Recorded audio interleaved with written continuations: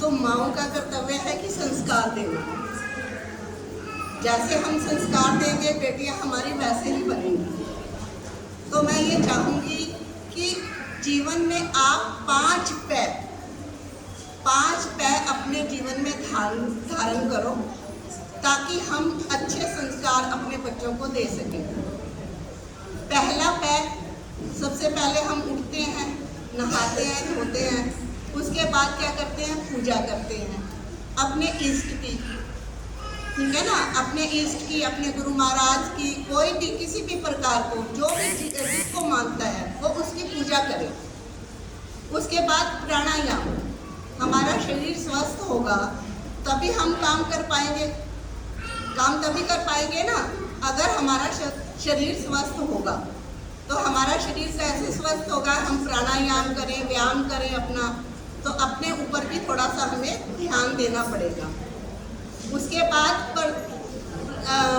अपनी परंपराएं, जैसे एक टाइम पर, जैसे कि आजकल जो स्त्री पुरुष यानी कि माँ बाप जो हैं दोनों ही वर्किंग है, दोनों ही काम करते हैं, तो उनके पास समय नहीं होता। कई बार बच्चे जो होते हैं बड़े हो जाते हैं तो वो दूर चले जाते हैं, तो नौकरी पेशा होते हैं, तो वो एक समय में इकट्ठे मिल नहीं पाते। तो हमें चाहिए कि एक हफ्ते में एक बार हम एक साथ बैठकर भोजन करें, उनसे बातचीत करें, अपनी बातें रखें उनके सामने, उनकी बातें सुने, उनकी समस्या अगर कोई है तो वो उनसे भी पूछें, उनका हल निकालें। और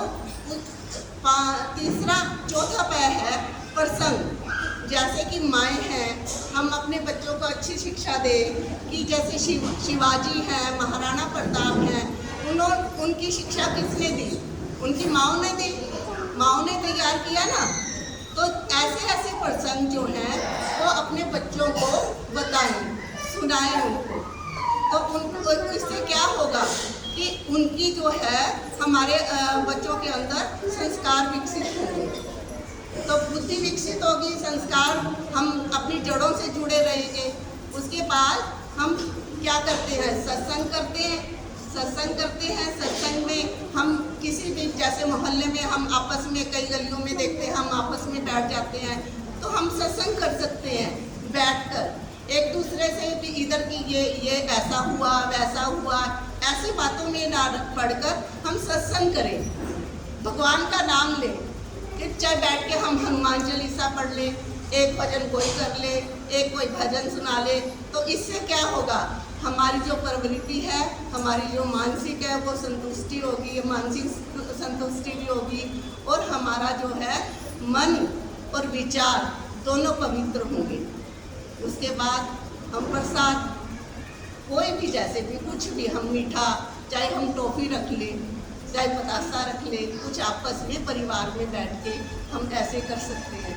तो मुझे आशा है कि सभी माताएं जो हैं वो इन 5 पैर को जरूर अपने जीवन में लागू करेंगी, जिससे हमारी जो लड़कियां हैं, हमारी बेटियां हमारी 2 घर बसाती है ना, तो दोनों की इज्जत, बेटियां जैसे बेटी होगी वैसे ही परिवार होगा, ठीक है ना। माँ की जो ड्यूटी है वो सबसे बड़ी ड्यूटी है।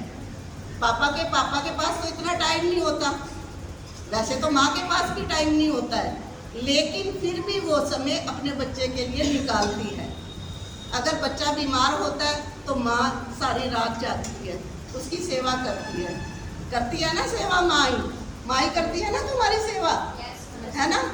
तो आप भी अपनी माँ के बारे में, अब पहले कोई तैयार नहीं हो रहा था अपनी माँ के बारे में तो इतना कुछ है बताने के लिए कि शब्दों की कोई कमी होनी ही नहीं चाहिए। पूरा जीवन हमारे लिए माँ समर्पित रहती है, हमारी माँ सब कुछ हमारे लिए निछावर कर देती है, सब कुछ निछावर कर देती है ना, अपनी भूख प्यास नींद सब त्याग कर देती है। तो हमारा भी फर्ज बनता है कि हम अपनी माँ का वैसे ही ध्यान रखें। ठीक है बेटे, समझ में आया कुछ? करोगे ना अपनी मम्मी से प्यार? ध्यान रखोगे? बीमार होगी मम्मी की सेवा भी करनी है आपने, जैसे वो सेवा करती है आपने भी सेवा करनी है। और बहुत बहुत धन्यवाद आपका।